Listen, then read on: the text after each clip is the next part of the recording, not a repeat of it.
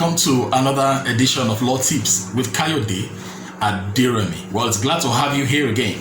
Remember to always like and subscribe to our YouTube channel, Kayode Aderemi TV. Alright, thank you. Today we shall be looking at human unnatural offenses or crimes.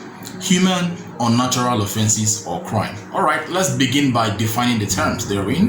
What is a crime or what is an offense? A crime or offense is an act or an omission that is punishable by a law. That is what you do or refuse to do that is punishable by a law. In other words, a law, there must be a law in existence that says that something that you are doing or you are refusing to do is punishable. The inverse of that is that, or the implication of that is that where there is no law punishing that thing, then no, you have not committed any crime. So when you do something that is not known to law, it can be said that you have committed a crime, and you can't be convicted of committing any crime whatsoever.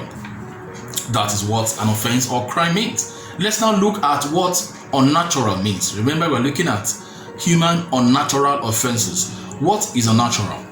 Unnatural is something that is contrary to the course of nature. That's according to the Oxford Dictionary. Something unnatural is something that is contrary to the course of nature. So then, that will take us to what can we say is contrary to the course of nature. Permit me today not to use human standard, that's mankind, human being standard, to define what is unnatural, because what is unnatural to me may be natural to you. Alright, so whose standard would we then use? Permit me to just take a cue today, just for this discussion, to take what is unnatural to animals. Alright, generally. You would appreciate why I'm saying this shortly. Like I said, human beings, what is natural to me may be unnatural to you. And human beings have so high intelligence that we have begun to probe every single course of nature. Human has measured the temperature of the sun, for example, the distance of the moon, how many planets we have, Mars is habitable, etc., etc. Virtually everything has been probed into. But animals lack that intelligence quotient, IQ. They do not have what it takes to probe into nature. So they still, largely speaking, conform with what nature offers them. So enough said about that. So we are looking at what animals consider unnatural or something that is contrary to the course of nature. Right. One example is this. It will be difficult, for example, to see a male lion or a male giraffe mating, that is having sexual intercourse with another male giraffe. Ditto the female gender too. Alright, and for even birds, for fish and the likes. But for human beings, that happens. We have seen men today getting married to other men and women getting married to other women. As far as that is concerned in Nigeria, that is a crime. And not just that, there are other things as well. Number two is having intercourse with an animal. It will be difficult, for example, to see a dog trying to mate with a chicken, for example, or to see a camel trying to mate with a goat or a cow. But we have seen human beings that have had intercourse with dogs, some with horses, and the likes. All right. So that's why I said it is difficult to use human point of reference or perspective point to look to see or consider what is unnatural. Now, so the first unnatural offense is what is called homosexuality or lesbianism, as that is same-sex intercourse. The other one is having intercourse with an animal. Now the third part about, remember we're looking at unnatural offenses. So the third part to that is this. Where a person allows another person, where a man, for example, allows another man, or a woman allows another woman to have intercourse with the other one, they will both be guilty of the same crime. And the punishment for all these things I've enumerated is 14 years. So for those involved in intercourse with an animal, or those involved in same gender sexual intercourse, the punishment, if caught and prosecuted and found guilty, is 14 years. However, or by the way, an attempt to do these things would attract 7 years. That's half of the punishment. 7 years imprisonment for attempt to do these things.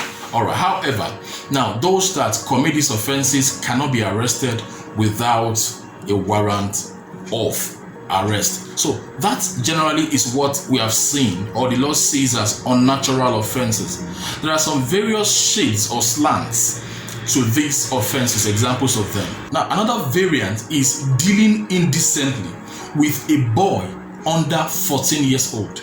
Indecent dealing with a boy can include kissing a boy, caressing his body in a sexual way, to cause arousal, etc. All right, the list is not closed. All right, really. So where that is done, the punishment is 7 years. You can see that in section 216 of the same criminal code law. That is 7 years imprisonment. Now, there is another variant or slant as well, or shade, where males, whether in that's male men, whether in public or in private, commit or they are engaged in gross indecency with themselves, like, for example, kissing in public or private, or those things, where the first part talks about intercourse, sexual intercourse. This other part talks about other thing but sexual intercourse, which includes smooching, kissing, and what have you. That one is also a crime. You can see that in section 217 of the same criminal code law.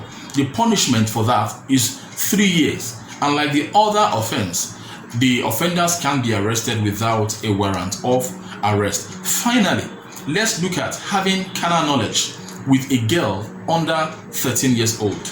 In some states, the age is 14 years old.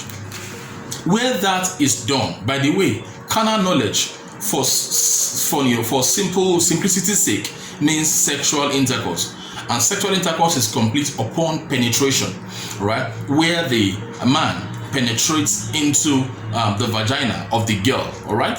13 in some states and 14 years in some states. So where that is done, the punishment is life imprisonment for that man. By the way, even if the girl says, I want it, do it with me, all right, then that would not constitute a consent. All right? In fact, it is called statutory rape, because such girl, it will be deemed that such girl lacks capacity to give consent to sexual intercourse. So if you have sexual intercourse with any girl under 13 or under 14, regarding depending on the state you are, then you could be convicted and sentenced to life imprisonment for doing that thing. That's what the law says. So don't go there.